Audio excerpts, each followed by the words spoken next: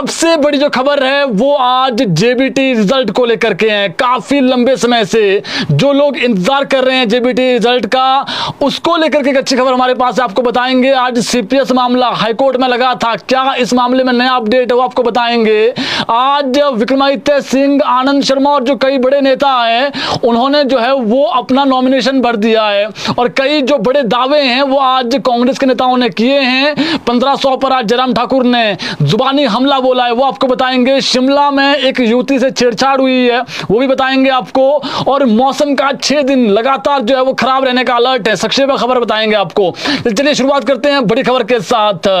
JBT भर्ती पर जो हमारे पास सबसे बड़ी और जो बहुत अच्छी खबर है जेबीटी जितने भी होल्डर्स हैं उनके लिए यही है कि 29 पदों को खाली छोड़ करके बाकी जितने भी जो कह सकते हैं आप भर्तियां होनी थी वो रिजल्ट जारी किया जाएगा। कोर्ट के आदेशों पर शिक्षा विभाग ने अब 1132 जो जेबीटी पद हैं उसका जो परीक्षा परिणाम है वो घोषित किया जाएगा। बाकी जो 29 पद बच जाते हैं वो खाली छोड़ दिए जाएंगे। ये 29 पद खाली क्यों छोड़े जाएंगे बताते हैं आपको। हाईकोर्ट ने शिक्षा विभाग को जो है वो ये आदेश दिए थे कि जो 29 पिटिशनर हैं उनको छोड़ करके जो बाकी पद हैं उसको सरकार जल्द से जल्द भर दें। तो इसी को अब सरकार भरने जा रही है। जेबीटी के टोटल पद 1161 हैं, 29 पदों को आप हटा दीजिए, बाकी जितने भी बच जाते हैं उसका रिजल्ट आएगा। और प्रारंभिक शिक्षा विभाग ने इसका जो प्रोसेस है वो शुरू कर दिया है और चुनाव आयोग से रिजल्ट घोषित करने की जो मंजूरी है वो मांगी गई है। जैसे मंजूरी मिलेगी रिजल्ट तुरंत जो है वो घोषित कर दिया जाएगा। जो नए नियुक्त जेबीटी है उनको बहुत जल्द जो है वो जो खाली जहां पर टीचर्स नहीं है उन स्कूलों में तैनाती दी जाएगी। प्रदेश में लगभग 2000 से 2500 पद जो है वो जेबीटी के खाली चल रहे हैं और फिलहाल जो बीएड डिग्री धारक हैं जो उनके याचिकाकर्ता है उनका ये कहना है कि उन्हें भी जेबीटी भर्ती के लिए कंसिडर किया जाए क्योंकि वे बीएड डिग्री धारक होने के साथ साथ टेट उत्तीर्ण भी है और राष्ट्रीय अध्यापक शिक्षा परिषद के जो नियम है उसके तहत जेबीटी शिक्षक बनने के लिए जो है वो पात्रता भी रखते हैं। फिलहाल ये जो मामला है जेबीटी बनाम बीएड का, ये मामला सुप्रीम कोर्ट में भी चल रहा है और अब हिमाचल के जो बीएड प्रशिक्षु है वो सुप्रीम कोर्ट के फैसले का इंतजार कर रहे हैं। तो हमने आपको बड़ी खबर बता दी है जी, जेबीटी का रिजल्ट आने वाला है और जो 29 पद हैं उसको छोड़ करके सारे जो पेंडिंग कह सकते हैं आप जितने टोटल पद थे वो उसके 29 पदों को छोड़ के सारा जो रिजल्ट है वो आने वाला है। तो बड़ी अच्छी खबर है जी और इसकी जो मंजूरी मांगी गई है जैसे मंजूरी मिलेगी वैसे रिजल्ट आ जाएगा। इसके अलावा बात करें दूसरी बड़ी खबर को लेकर के, सीपीएस मामले पर आज बड़ी अपडेट हमारे पास है और ये जो मामला है ये उलझा हुआ है और क्यों उलझा हुआ है बताते हैं आपको। हिमाचल हाईकोर्ट में आज सीपीएस मामले में 3 घंटे तक सुनवाई चली। आज बहस पूरी नहीं हो पाई और कल इस मामले में फिर से सुनवाई होगी। न्यायाधीश विवेक सिंह ठाकुर और विपिन चंद्र नेगी की बेंच में दोपहर 2 बजे से इसकी जो सुनवाई है वो शुरू हुई और शाम को 5 बजे तक जो सुनवाई है वो चली है। और आज अदालत में सुप्रीम कोर्ट के जो एडवोकेट हैं विवेक तनखा, उन्होंने सरकार की ओर से बहस की। अब कल इसी मामले में जो है वो फिर से सुनवाई होगी और अगले कल इस केस में जो भाजपा विधायक हैं 11 लोग जिन्होंने जो है वो पिटीशन हाई कोर्ट में डाली थी, उनके जो वरिष्ठ अधिवक्ता है दुष्यंत दवे, ये जो है वो बहस में भाग लेंगे, यानी ये अपना पक्ष रखेंगे। और बीते बुधवार को विवेक खेतान ये सरकार की ओर से जो अदालत में बहस की थी इन्होंने, आज नए वकील थे, हमने बता दिया नाम आपको। कल इस मामले में फिर से सुनवाई होगी। ये पूरा मामला क्या है वो भी बता देते हैं आपको बता दें वर्तमान सरकार में 6 एमएलए जो है वो सीपीएस हैं, जिसको लेकर बीजेपी के जो 11 एमएलए हैं उन्होंने सीपीएस की नियुक्ति को असंवैधानिक बताते हुए हिमाचल हाईकोर्ट में चुनौती दी है। जनवरी माह में हाईकोर्ट ने सीपीएस को मंत्री जैसी शक्तियों का प्रयोग न करने को लेकर पहले ही जो है वो अंतरिम आदेश दे रखे हैं और मोहनलाल ब्राक्टा, सुंदर सिंह ठाकुर, संजय अवस्थी, आशीष बुटेल, राम कुमार चौधरी और किशोरी लाल, ये 6 सीपीएस हैं जिन पर तलवार लटकी हुई है। क्या फैसला आएगा क्या नहीं आएगा, अब फैसला जो भी आता है हाईकोर्ट से वो मानना पड़ेगा। और भारतीय संविधान के अनुच्छेद 164 में किए गए संशोधन के मुताबिक किसी भी राज्य में उसके विधायकों की कुल संख्या की 15% से अधिक जो मंत्री है वो नहीं हो सकते हैं। तो यहाँ हिमाचल प्रदेश में 68 एमएलए हैं, तो 68 एमएलए में जो केवल 12 ही जो लोग हैं मंत्री बन सकते हैं रहे हैं लाभ। तो उसके बाद जैसे कार्यक्रम में जाना है, किसी कार्यक्रम में मंत्री के रूप में या फिर कहीं पर जाते थे तो उस पर जो है पाबंदी लग गई थी। अब ये मामला चला हुआ है और इसमें अब कल मामला लगेगा और कल क्या नया अपडेट आएगा वो आपको बताएंगे। फिलहाल आज क्या हुआ है मामले में वो हमने बता दिया है आपको। अब बात करते हैं पॉलिटिकल खबरों को लेकर के। हिमाचल में इन दिनों देखिए कांग्रेस हो भाजपा हो, जो सभी नेता जुबानी हमले बोल रहे हैं, लेकिन आज मंडी से विक्रमादित्य सिंह ने कांग्रेस के टिकट पर जो है वो नामांकन भर दिया है और मंडी से कांग्रेस प्रत्याशी विक्रमादित्य सिंह ने आज अपना नॉमिनेशन फाइल किया। और इस दौरान कांग्रेस ने मंडी के सेरी मंच में एक बड़ा शक्ति प्रदर्शन किया। इस शक्ति प्रदर्शन में हजारों समर्थक उमड़े कांग्रेस पार्टी के। और विक्रमादित्य सिंह के नॉमिनेशन के दौरान प्रदेश कांग्रेस प्रभारी राजीव शुक्ला दिल्ली से आए थे, मुख्यमंत्री सुखविंदर सिंह सुक्खू मौजूद थे, प्रदेशाध्यक्ष प्रतिभा सिंह मौजूद थी, डिप्टी सीएम मुकेश अग्निहोत्री मौजूद थे और कई भी जो बड़े नेता कांग्रेस के मंडी के भी और प्रदेश के वो वहां पर मौजूद रहे। इस दौरान वहां पर एक बड़ी जनसभा भी हुई जिसमें सीएम सुक्खू ने कई जो जुबानी हमले हैं वो बोले हैं। और इस दौरान राजीव शुक्ला ने दावा किया है कि विक्रमादित्य सिंह कम से कम 2 लाख वोटों से जीतेंगे और मंडी में जो मुकाबला है वो एक तरफा होगा, दावा किया है उन्होंने। वहीं राजीव शुक्ला ने कहा है कि सैम पित्रोदा का जो बयान है उससे कांग्रेस बिल्कुल सहमत नहीं है, यह उनका निजी विचार है और कांग्रेस पूरी तरह से जो है वो स्पष्ट है कि देश की जनता और हर नागरिक सम्मानित है और वो हमारे भारत के ही नागरिक हैं।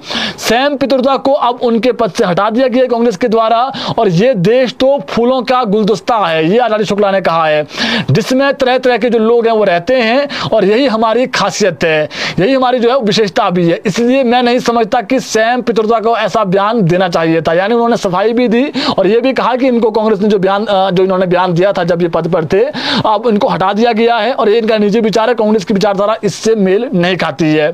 वही सुखविंदर सिंह सुक्खू ने आज बड़ा दावा किया है और उन्होंने कहा है कि 4-5 दिन मंडी, कुल्लू, पांगी इत्यादि के दौरे पर वो रहे हैं और इस तरह जब वो गए जनता के बीच और जनसभाएं की, जनता का अपार समर्थन मिल रहा है। और आज सीएम सुक्खू ने दावा किया है कि हम जो ग्राउंड जीरो से अपडेट आ रही है, हम चारों लोकसभा और उपचुनाव की जो सभी 6 सीटें हैं वो जीत रहे हैं, दावा किया है सीएम सुक्खू ने। और अब दावों का जो दौर है वो शुरू हो गया है, भाजपा कह रही कि हम जीतेंगे, कांग्रेस कह रही कि हम जीतेंगे, तो सीएम सुक्खू ने भी दावा किया है आज। वहीं विक्रमादित्य सिंह ने कंगना को कहा कि बेशक आप मुझे गाली दो, ये उन्होंने मंच से कहा है, मगर मंडी के लोग हैं उनके लिए उनका क्या विजन है वो जनता को बताएं। उन्होंने कहा कि कंगना पिछले 15-20 दिन से उन्हें केवल गाली दे रही है, अपना विजन जनता को नहीं बता रही है। और विक्रमादित्य ने कहा कि कंगना मनोरंजन की राजनीति करती है जिसके डायरेक्टर जयराम ठाकुर हैं, ये आरोप लगाया उन्होंने। यह स्क्रिप्टेड पिक्चर जो है वो 4 जून को बॉक्स ऑफिस में पिटेगी, ये उन्होंने दावा किया, आरोप लगाए हैं। वही कांगड़ा सीट से कांग्रेस उम्मीदवार आनंद शर्मा ने भी आज अपना नामांकन भर दिया है जी और उनके साथ भी वहां पर जो है वो Rajiv Shukla, CM Sukhu, deputy CM Pratibha Singh सब मौजूद रहे उनके नामांकन के दौरान। वहीं बात करें लाहौल स्पीति की, तो लाहौल स्पीति से जो भाजपा के प्रत्याशी हैं रवि ठाकुर, जो पहले कांग्रेस के विधायक थे, एंटी डिफेक्शन लॉ में फंसे, फिर विधायकी गई, उसके बाद अब उपचुनाव हो रहे हैं, अब भाजपा के प्रत्याशी है। आज इन्होंने नामांकन भर दिया है और इनके नामांकन में नेता प्रतिपक्ष जयराम ठाकुर वहां पर मौजूद रहे और कुटलहट से जो भाजपा के कह सकते हैं आप, भाजपा के जो प्रत्याशी है देवेंद्र कुमार भुट्टो, उन्होंने भी आज नामांकन पत्र दाखिल कर दिया है। इसके अलावा आज जब जो कह सकते हैं आप, भुट्टो ने जब नामांकन किया, इससे पहले बंगाणा में उन्होंने रैली भी की और जो हमीरपुर संसदीय सीट के प्रत्याशी सतपाल राजदा, ये अपना जो नामांकन है, कांग्रेस के प्रत्याशी है, ये कल अपना नामांकन भरेंगे जी। और शिमला सीट से जो प्रत्याशी है विनोद सुल्तानपुरी, इनका नामांकन 13 मई को है और ये शिमला में फाइल करेंगे नामांकन। और सुल्तानपुरी के नॉमिनेशन से जो है वो पहले कांग्रेस चौड़ा मैदान में एक बड़ा शक्ति प्रदर्शन भी करेगी। सीएम सुक्खू होंगे, प्रतिभा सिंह होगी और जो प्रदेश सरकार के मंत्री है वो इसमें मौजूद रहेंगे। शिमला सीट से जो भाजपा के प्रत्याशी हैं सुरेश कश्यप, ये 14 मई को भरेंगे नामांकन शिमला में। और कांगड़ा से राजीव भारद्वाज 10 मई को भरेंगे जी। हमीरपुर से अनुराग ठाकुर का जो नामांकन है वो 13 मई को होगा और इसके अलावा कंगना का जो नामांकन है वो सबसे आखिर में भाजपा में 14 मई को होगा जी, नामांकन इनका नॉमिनेशन भरेगी है। तो हमने बता दिया आपको किस का नामांकन आज हुआ है, नॉमिनेशन आज हुआ है और बाकी जो 14 मई को कंगना रनौत ने नॉमिनेशन भरना है, आज विक्रमादित्य सिंह ने भर दिया है। इसके अलावा बात करें जयराम ठाकुर की, तो इन्होंने आज कांग्रेस पर खूब जुबानी हमले बोले हैं। पूर्व मुख्यमंत्री और नेता प्रतिपक्ष जयराम ठाकुर आज केलांग में थे, लाहौल स्पीति में, वहां बीजेपी प्रत्याशी रवि ठाकुर के नॉमिनेशन में वो शामिल हुए और जयराम ठाकुर ने कहा कि 1.5 वर्ष के कार्यकाल में सुक्खू सरकार ने लोगों की आवाज को नहीं सुना और जो विधायक हैं उनको भी दलील किया गया और लाहौल स्पीति में कोई भी नया कार्य नहीं किया गया। जो ये स्थिति बनी है उपचुनाव की, इसकी जिम्मेदार मौजूदा सुक्खू सरकार हैं। उनके जो विधायक है वो उनसे खुद खपा थे और बाद में जो समीकरण बने वो अलग हैं। जब विधायकों की बातों को नहीं सुना गया तो उसके बाद उनके पास कोई चारा भी नहीं था। और आज जयराम ठाकुर ने बड़ा दावा किया है। उन्होंने कहा है कि हम लोकसभा की सभी 4 सीटें और उपचुनाव की 6 सीटें जीतने वाले हैं। महिलाओं को जो 1500 रुपए वाली बात है, इसको लेकर के आज फिर से जो जुबानी हमला है कांग्रेस पर बोला है जयराम ठाकुर ने।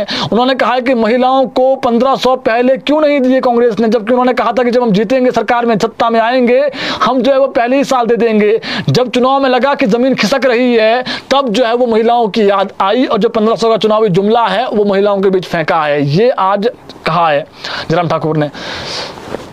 इसके अलावा बात करें एक क्राइम की खबर को लेकर के, शिमला में राह चलती युवती के साथ छेड़छाड़ हुई और ये बहुत ही चौंकाने वाली खबर है। बताते हैं पूरी खबर आपको। युवती ने युवक के खिलाफ पुलिस में मामला भी दर्ज करवा दिया है। संजौली में ये मामला पेश आया है और संजौली में जो युवती है उससे गाली गलौज का भी आरोप लगाया है उस व्यक्ति पर, और राह चलती लड़की के कंधे पर जो है वो उस व्यक्ति ने हाथ लगाया। जो लड़की है वो रास्ते में चल रही थी, एक व्यक्ति पीछे से आता है, उसके कंधे पर हाथ रखता है और जब पीछे लड़की मुड़ती है तो वो कहता है कि मैं तुम्हें जानता हूँ, तुम्हें फेसबुक पर देखा है और मैं भी आपकी तरफ का रहने वाला हूँ, जहाँ से आप हो। मेरा नाम कुलदीप है। उस व्यक्ति ने अपना नाम कुलदीप बताया और ये आरोपी भी है। इसके बाद संजौली से छोटा शिमला तक बस में लड़की आई और वो भी जो व्यक्ति है, ये कह सकते हैं आप, इसका नाम है कुलदीप, ये भी उसी बस में बैठता है और लड़की के साथ बस में भी छेड़खानी करता है। लड़की उसको बार बार कहती है कि आप क्यों ऐसा कर रहे हैं, क्यों छेड़खानी कर रहे हैं, तो वो नहीं मानता है। अब इस पूरे मामले के खिलाफ जो है वो लड़की ने छोटा शिमला थाने में मामला दर्ज करवा दिया है। तो ये खबर चौंकाने वाली इसलिए है कि एक व्यक्ति दावा करता है कि मैं आपको जानता हूं, आपकी तरफ का हूं, और उसके बाद लड़की के साथ छेड़खानी करता है। कुलदीप इसका नाम है और इसके खिलाफ जो मामला है वो दर्ज हो गया है। इसके अलावा बात करें मौसम को लेकर के, प्रदेश में मौसम अगले 6 दिन काफी खराब रहने वाला है और आज भी प्रदेश में अधिकतर स्थानों पर बारिश हुई है और शिमला समेत जो कई लाहौल स्पीति है, किन्नौर है और चंबा है, मंडी है, कुछ स्थानों पर जो है वो बादल आज पूरे दिन घिरे रहे, हल्की हल्की बारिश हुई है। लेकिन अगले 6 दिन लगातार बारिश होने का पूर्वानुमान है, आंधी, बारिश, ओलावृष्टि। इसको लेकर के जो मौसम विज्ञान केंद्र है उसने अलर्ट जारी किया है। 11 मई से 13 मई के बीच कड़े तेवर दिखाएगा मौसम और 3 दिन जो है वो अंधड़ आंधी की जो है वो अलर्ट जारी किया गया है। ये बिल्कुल भी अच्छी खबर नहीं है किसानों बागवानों के लिए। किसानों बागवानों को जो है वो ये झटका भी कह सकते हैं आप। बागवान और किसान यही चाह रहे हैं, जो उन्होंने फसल लगाई है, बारिश हो जाए लेकिन ओलावृष्टि ना हो, और बारिश हो, ऐसे भी बारिश ना हो कि तूफान के साथ बारिश हो। तो प्रदेश में जो मौसम है वो लगभग आप ये मान के चलिए पूरा 6 दिन, अगले जो 6 दिन है इसको लेकर के येलो अलर्ट जारी किया गया है। तो मौसम खराब रहेगा जी, मौसम को बता दिया है हमने आपको। इसके अलावा बात करें धर्मशाला की, धर्मशाला में कुछ ही देर बाद पंजाब किंग्स और जो आरसीबी है, पंजाब किंग्स का ये होम ग्राउंड है धर्मशाला, और आरसीबी, इनके बीच मुकाबला होना 7:30 बजे शुरू होगा मुकाबला। हालांकि वहां पर जो फैंस पहुंचे हुए हैं, क्रिकेट फैंस, वो ये इंद्रू नाग और जो इंद्रदेव है उनसे गुहार लगा रहे हैं कि बारिश ना हो। वहां पर मौसम थोड़ा सा बादल छाए हुए हैं और संभावनाएं कुछ परसेंट है कि बारिश हो सकती है, लेकिन बात वही कि जो क्रिकेट फैंस है वो चाह रहे हैं कि बारिश ना हो और ये मुकाबला काफी रोचक रहने वाला है। आरसीबी, आप समझिए, विराट कोहली जैसा बड़ा दिग्गज जो बल्लेबाज है वो खेल रहा है, मैक्सवेल होंगे, इसके अलावा एक टीम में जो है वो सैम करन है और भी काफी जॉनी बेस्टो जैसे बड़े खिलाड़ी है। आज जो टीम जीतेगी वो तो चलिए आगे चली जाएगी, लेकिन जो टीम हारेगी उसकी जो है वो लगभग प्लेऑफ से जो कह सकते हैं आप वो बाहर ही हो जाएगी। तो ये मुकाबला काफी रोचक रहने वाला दोनों टीमों के लिए। ठीक 7:30 बजे मुकाबला शुरू होना है और दुनिया का सबसे खूबसूरत स्टेडियम धर्मशाला इसका गवाह होगा। और जब भी कमेंटेटर जो है वो कमेंट्री करते हैं तो वो बार बार कहते हैं कि स्टेडियम दुनिया में सबसे अलग है। 7:30 बजे मुकाबला शुरू